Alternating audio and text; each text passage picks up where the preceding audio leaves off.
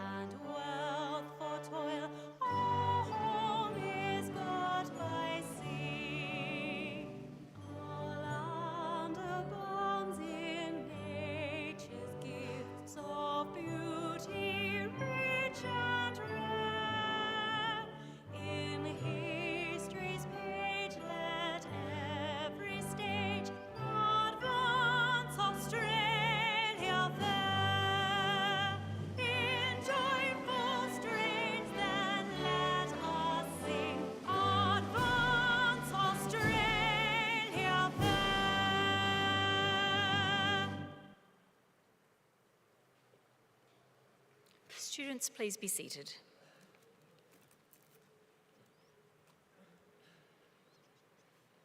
The Australian War Memorial was the vision of Charles Bean, Australia's First World War official historian.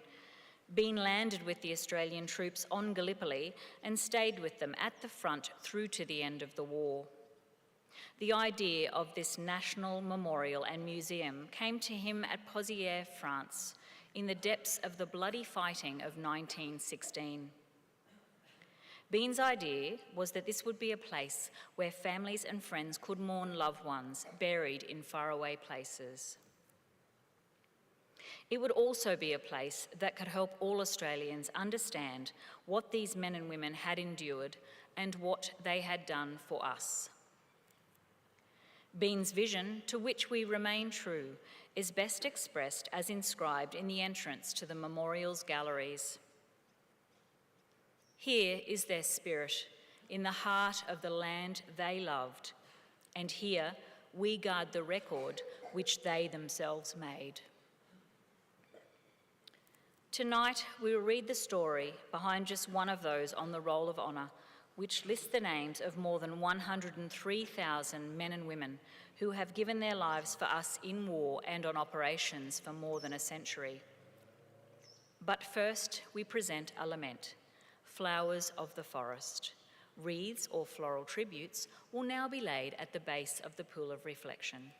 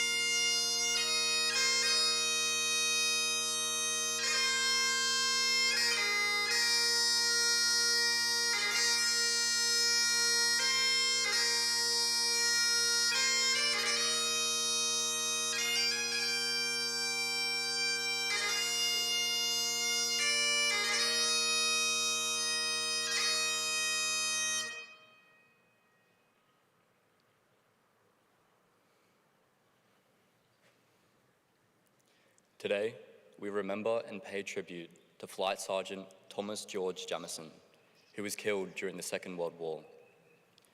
Thomas Jamieson was born on the 14th of June, 1920 in Cardwell, Queensland, to Thomas and Anne Jamieson.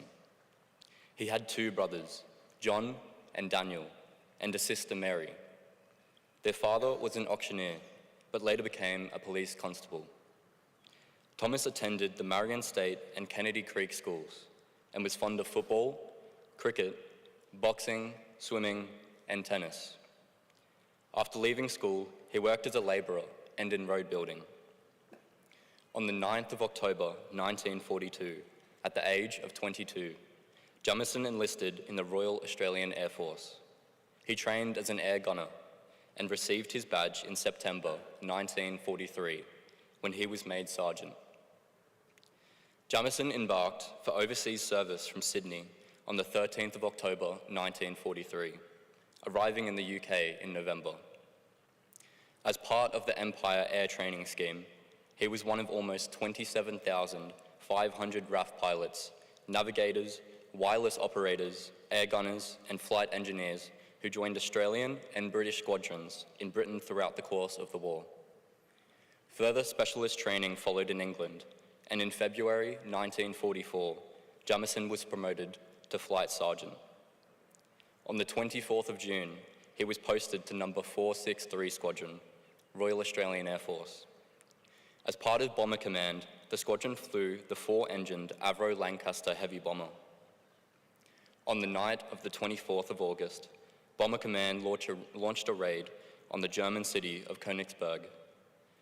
Jamieson was the mid-upper gunner on board Lancaster JOS, which took off from the Royal Air Force Base at Waddington shortly before 8:30 p.m.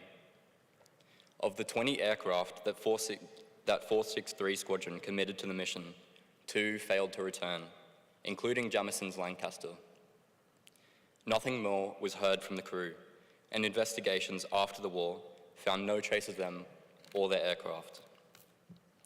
Those presumed killed by enemy action with Flight Sergeant Thomas Jamieson were fellow Australians, Warrant Officer Noel Barrett, and Flight Sergeants Thomas Dodd, Ralph Barker, and Neville Taylor, along with British Airmen Flight Lieutenant Thomas Parker and Sergeant Robert Packham. Thomas Jamieson was 24 years old. In June 1945, still with no word of his fate, his father wrote to the Department of Air, conceding that all hope of finding him alive must be given up. Alas, my fine lad. The crew of Lancaster JOS have no known grave, and their names are listed on the memorial to the missing at Runnymede in England. His brother, John Jamieson, also enlisted in the Second World War, serving in the Pacific with the 64th Battalion. His sister Mary Jamieson served as an aircraftswoman with the Royal Australian Air Force's 3rd Personnel Depot. Both survived the war. Flight Sergeant Thomas Jamieson's name is listed on the Roll of Honour to my left, among almost 40,000 Australians who died while serving in the Second World War. His photograph is displayed today by the Pool of Reflection. This is but one of the many stories of service and sacrifice told here at the Australian War Memorial. We now remember Flight Sergeant Thomas George Jamieson, who gave his life for us, for our freedoms, and in hope of a better world.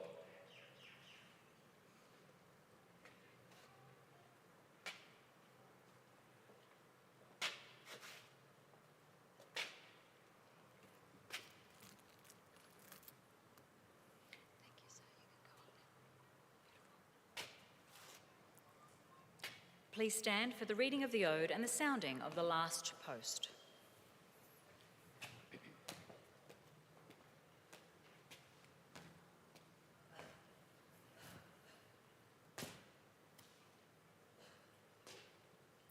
They shall grow not old as we that are left grow old.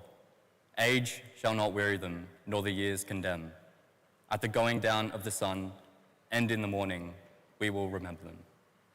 We will remember them.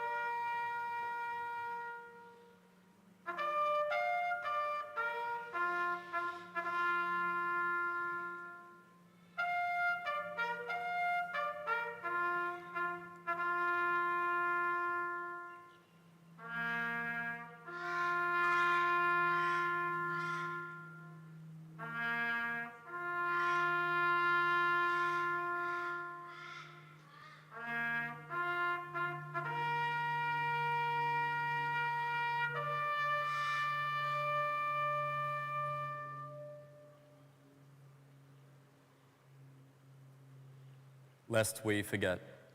Lest we forget.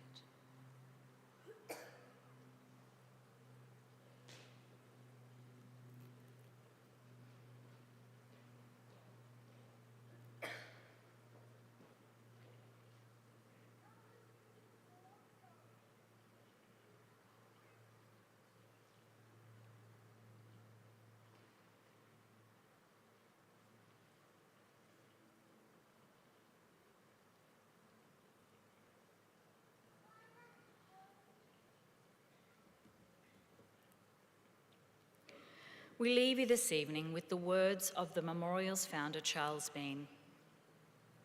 Many a man lying out there at Pozières or in the low scrub at Gallipoli with his poor, tired senses barely working through the fever of his brain has thought in his last moments, well, it's over. But in Australia, they will be proud of this. Ladies and gentlemen, girls and boys, that concludes the last post ceremony. On behalf of our director, staff and volunteers, thank you for visiting the Australian War Memorial today and for your continued support during the memorial's development project. We wish you all a very pleasant evening. Thank you.